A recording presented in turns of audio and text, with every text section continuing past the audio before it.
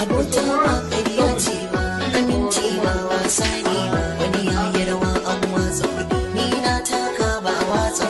ba abota ba ƙarya ce ba aminci ba wasa ne ba wani ya yi rawa an watsa kuɗi wani ya yi rawa ba a watsa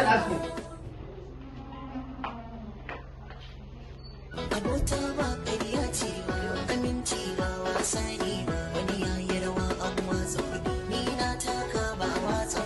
ba abota ba ƙarya ce ba aminci ba wasa ne ba wani ya yi rawa an watsa kuɗi wani ya yi rawa ba a watsa ba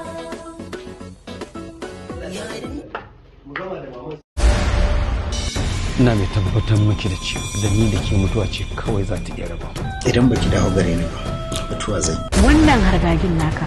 ba zai hana in aure mahaifinka ba amma me yasa kake so ka ƙara aure problem ne na house inna lillahi wa inna ilaihi raji'un ka yi kuskure da kai da duk wani wanda yake goya maka baya akan maganar auren nan ka ga yato tashin hankali da bala'i da jira'i ne a cikin gidan nan da kanka wallahi ni ki ga wannan na gaya ma wallahi kaga na bari an yi auren nan sai dai in bana rayuwar wallahi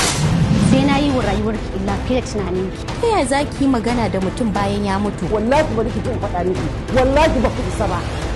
wanda ya tarayya da ki sai yayi da na sani ina jin ki me faru da ita kashe ki zani kashe ni zaki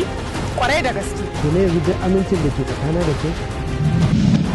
ba na son wani abu ya shiga tsakanina da ke ko ki rabu da ni ba inda za ka